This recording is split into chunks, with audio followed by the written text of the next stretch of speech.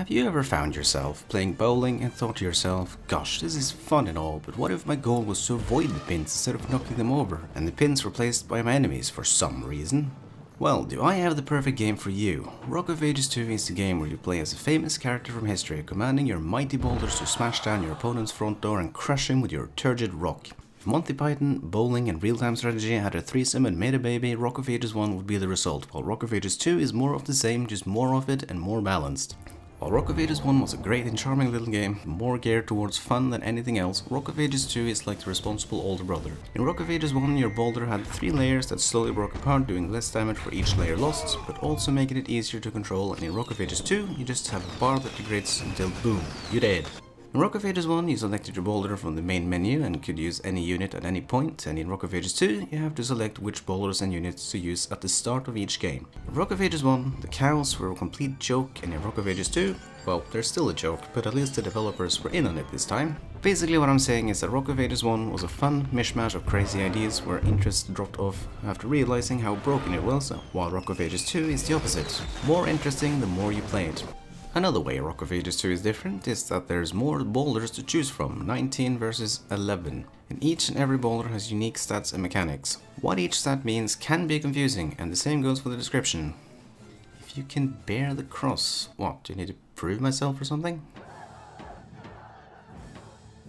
Oh, like that. Since there's no real explanation anywhere, here's how I interpret it. Strength means how much damage your boulder can take before it's destroyed. This is what other games would call durability.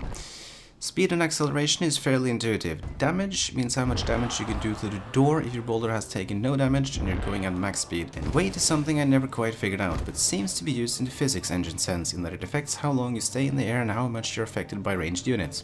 While knowing how it works in theory is good and all, just testing the various boulders yourself will reveal what the description does not.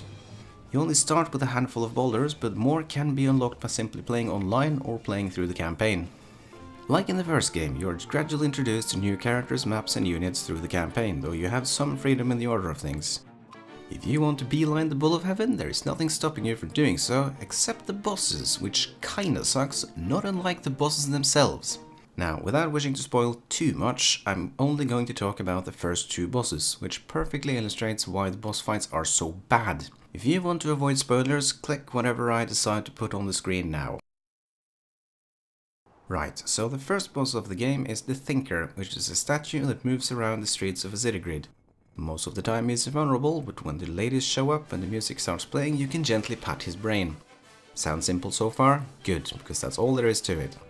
There's no tricky dodging or quick reactions to be made, just wait for the music and jump. You don't even need a run-up, just touching the weak spot is enough.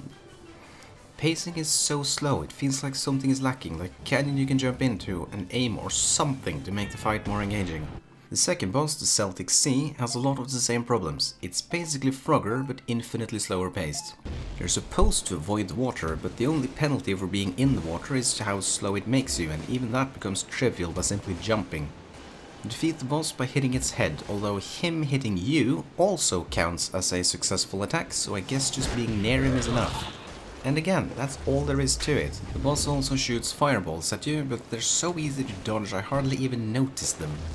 There's no rewards for doing well, so there's no point in putting in more effort than necessary. There's also no penalty for fucking up, so if your boulder breaks, you just respawn, so the stakes have actually been lowered compared to the rest of the game. And that's how all the fights are, loosely put together mechanics that doesn't mesh with what the boss fights are about at all.